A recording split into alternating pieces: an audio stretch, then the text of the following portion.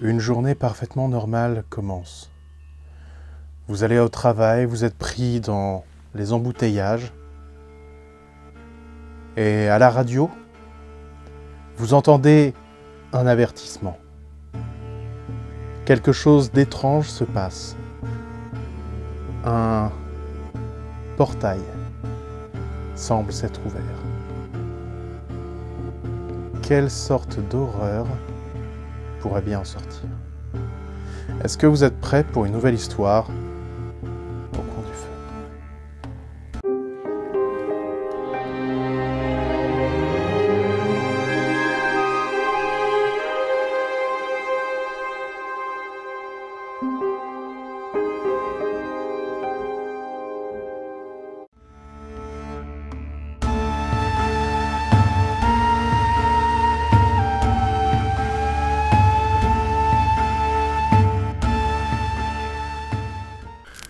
Un souffle de désespoir s'échappe de ses lèvres alors qu'il observe sa ville depuis les hauteurs, debout, à côté de sa voiture. Tout est arrivé si vite. Hier encore, rien dans sa vie ne sortait de la norme. Maintenant, il avait devant ses yeux une ville fantôme, aux rues couvertes par une étrange fumée, aux habitants tout droit sortis de l'enfer. Tout avait basculé en un instant. La journée avait commencé de manière on ne peut plus normale. Il faisait gris, les gens se préparaient pour aller au travail. Son voisin avait un artisan qui faisait des travaux chez lui, donc il y avait du bruit, mais il s'était habitué. Il partait au travail comme d'habitude et se retrouvait pris dans les embouteillages, comme d'habitude. Il écoutait la radio, les informations locales, essayant de connaître la vie des environs entre deux coups de klaxon des voitures voisines. À la radio, ils expliquaient que les travaux sur le boulevard traversant la ville allaient durer plus longtemps que prévu à cause d'un problème de livraison de matériel.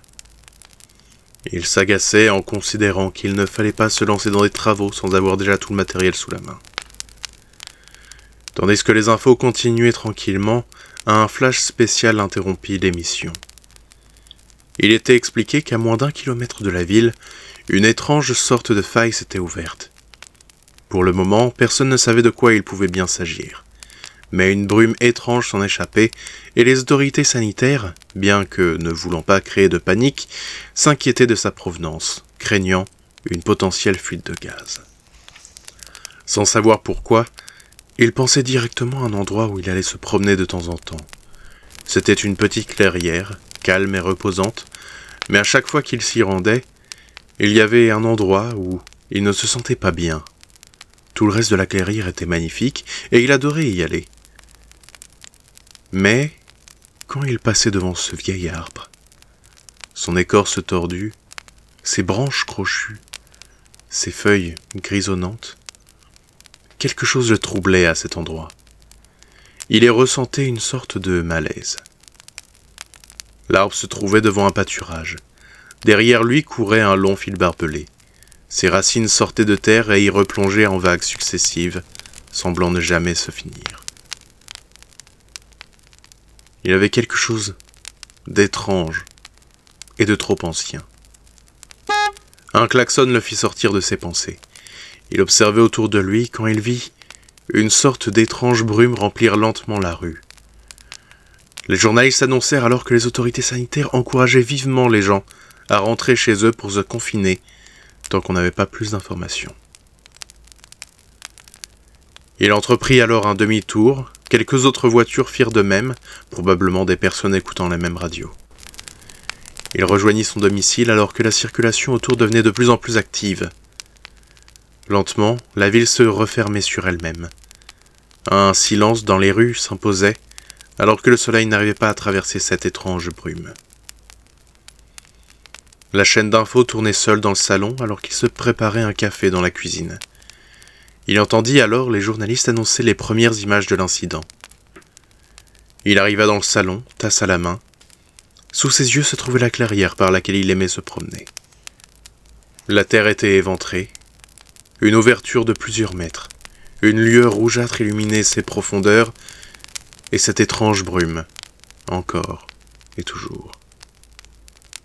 Un bruit de clé dans la serrure attira son attention. La porte s'ouvrit, dévoilant sa compagne et leurs 2 enfants, rentrant de chez la belle famille.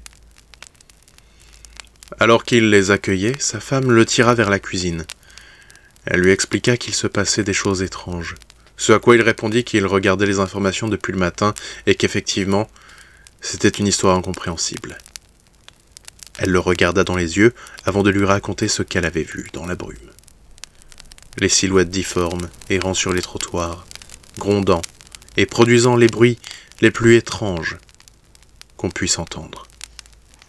Ils se regardèrent, inquiets, alors qu'à la télévision, les journalistes annoncèrent que les réseaux d'urgence étaient surchargés, qu'il ne fallait pas sortir de chez soi. Il s'installa à la fenêtre du salon pour observer les rues. L'appartement était trop haut pour qu'il puisse voir ce qu'il s'y passait, mais il sentait que quelque chose clochait. Il se sentait malade. Une boule se formait dans sa gorge et son estomac. Il le sentait. C'était grave ce qui se passait.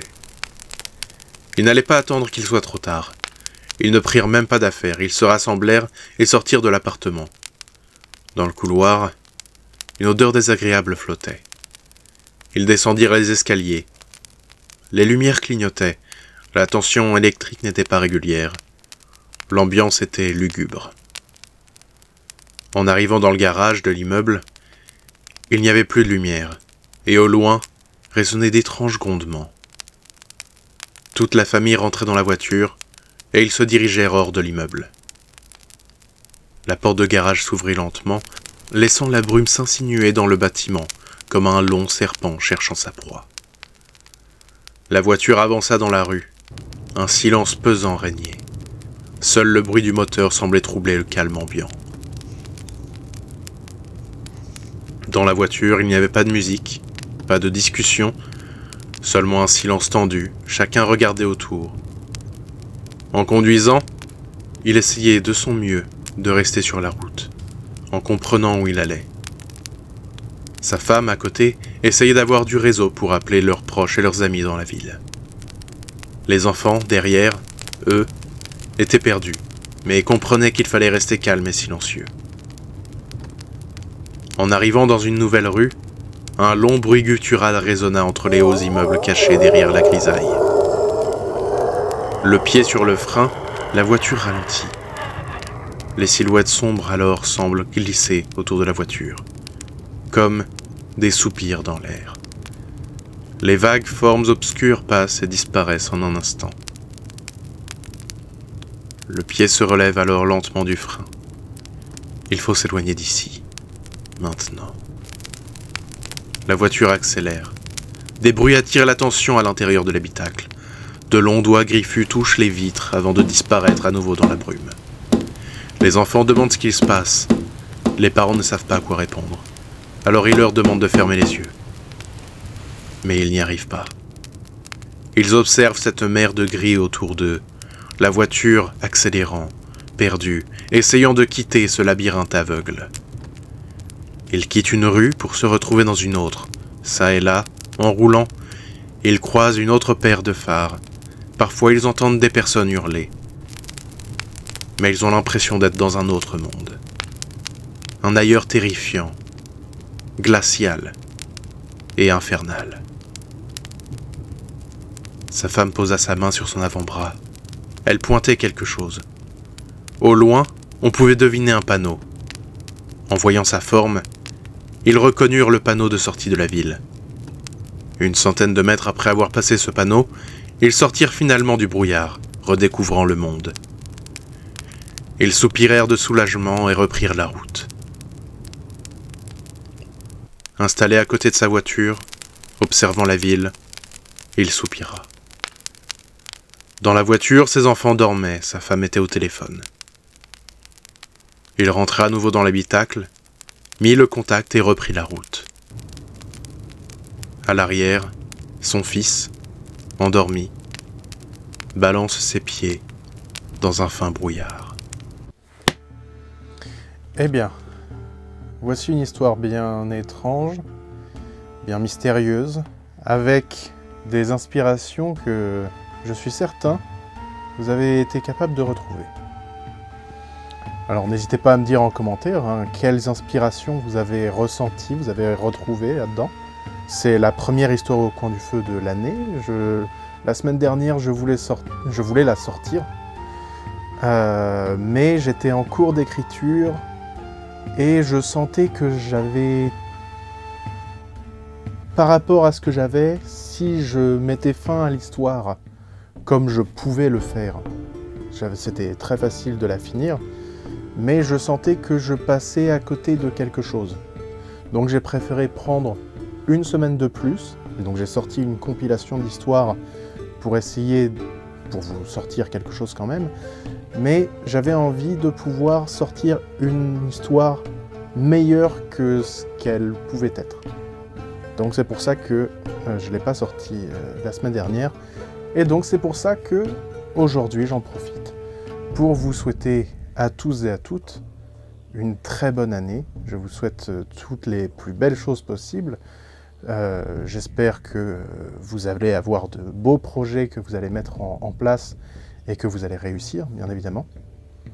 Je vous souhaite évidemment la santé. Moi, de mon côté, je vais essayer d'être très efficace cette année. J'ai beaucoup d'idées, j'ai beaucoup d'envie.